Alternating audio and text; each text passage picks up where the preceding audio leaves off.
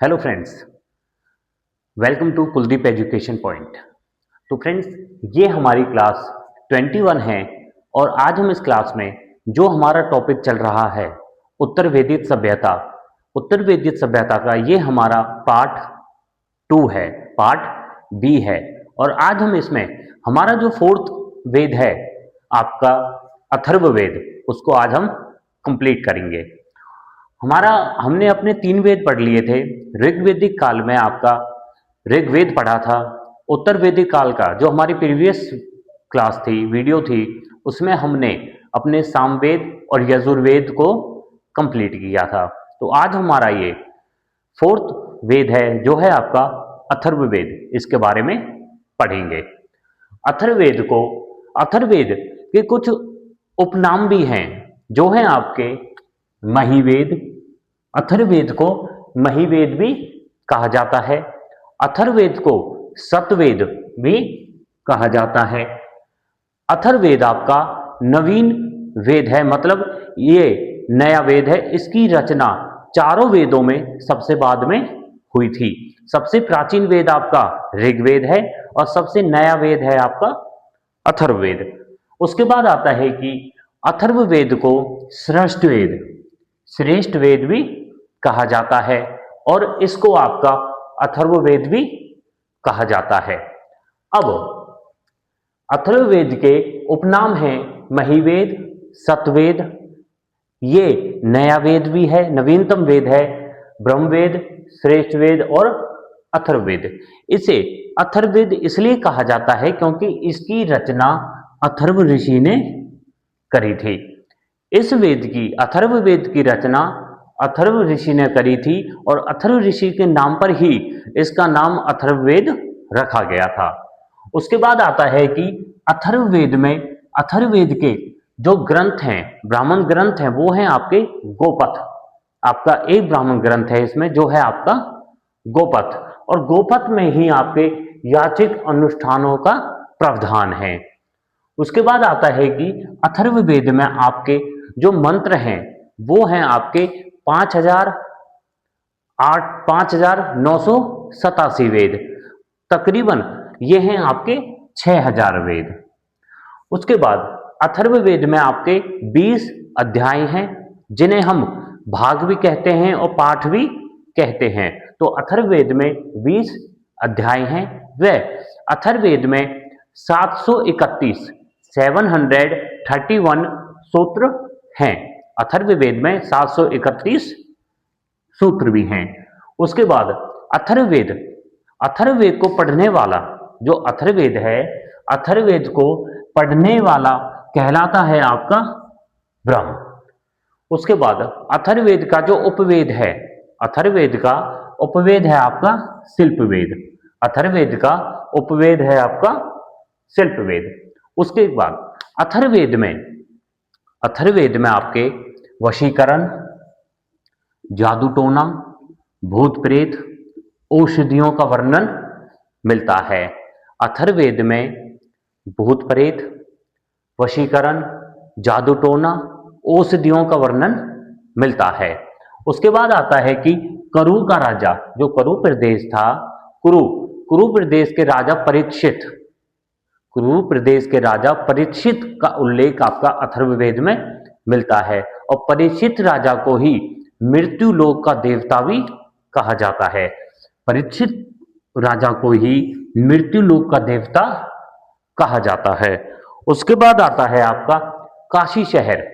जो काशी शहर है, उस काशी शहर का जो सर्वप्रथम उल्लेख मिला है वो आपका अथर्ववेद में मिला है। सबसे प्राचीनतम जो साक्ष्य मिले हैं काशी शहर के, वो मिले हैं आपके अथर्ववेद में।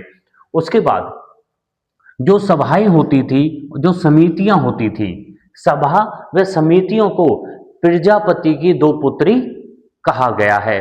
प्रजापति की 2 पुत्रियों का कहा गया है सभा और समितियों आपके अथर्ववेद में।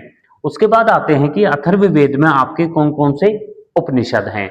तो अथर्ववेद में आपके उपनिषद हैं मुंडक उपनिषद, प्रश्नो उपनिषद और मांडुक्यो उपनिषद। 3 उपनिषद हैं आपके मुंडक उपनिषद, प्रश्नोपनिषद और मांडुक्य उपनिषद।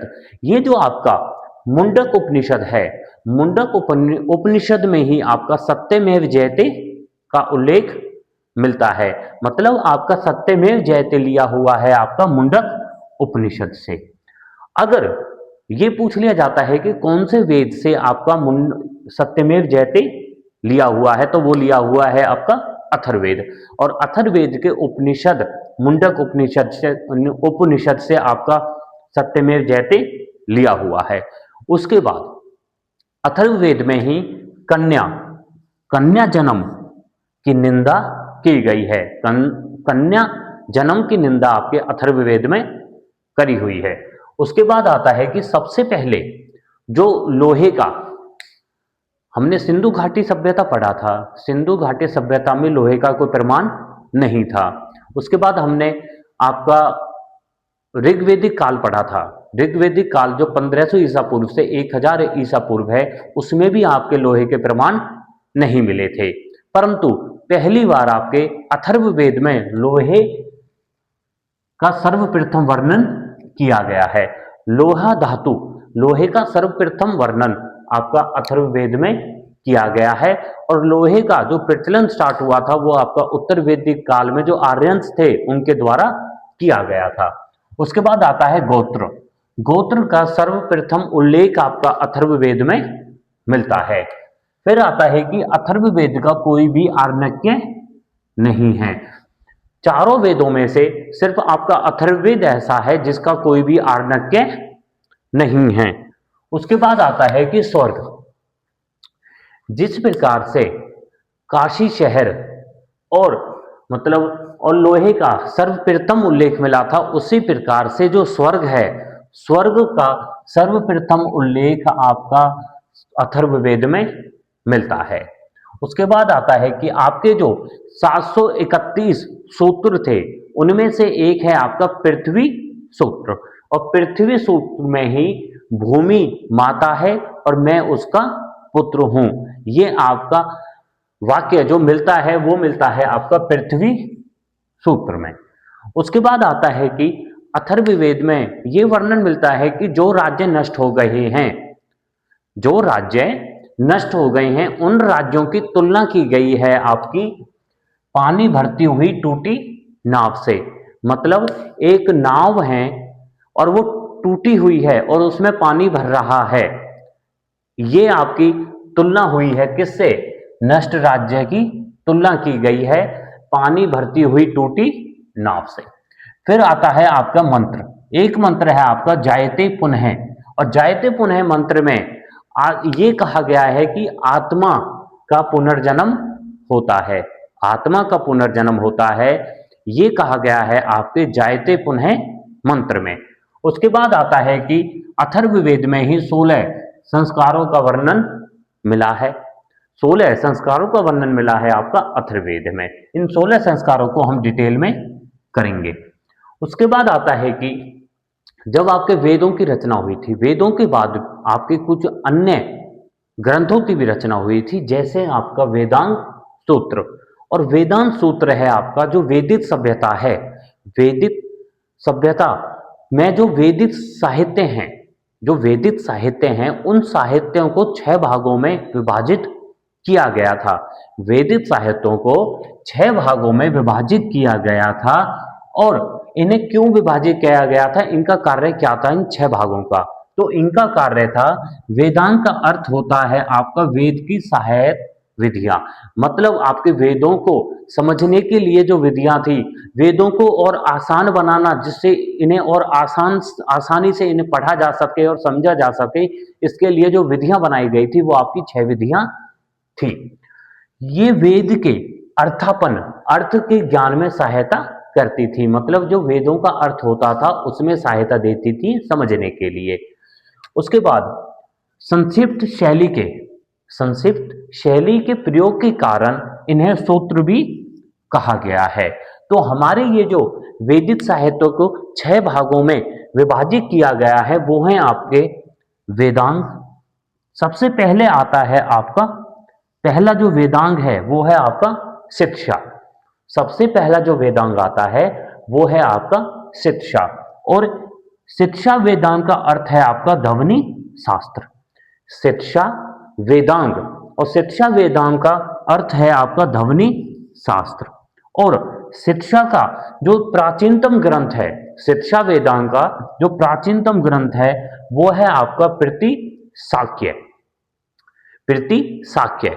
और इस ग्रंथ को जो आपका लिखा था, ग्रंथकार है, लिखने वाला है, जो लेखक है जो आपका, वो है आपका शौनक, वो है आपका शौनक। दोबारा देखिए, पहला वेदांग है आपका शिक्षा, जिसका अर्थ होता है आपका ध्वनि शास्त्र, और इसका जो प्राचीनतम ग्रंथ है वो है आपका प्रीति शाक्य, और प्रीति शाक्य लिखा था आपका शौनक ने।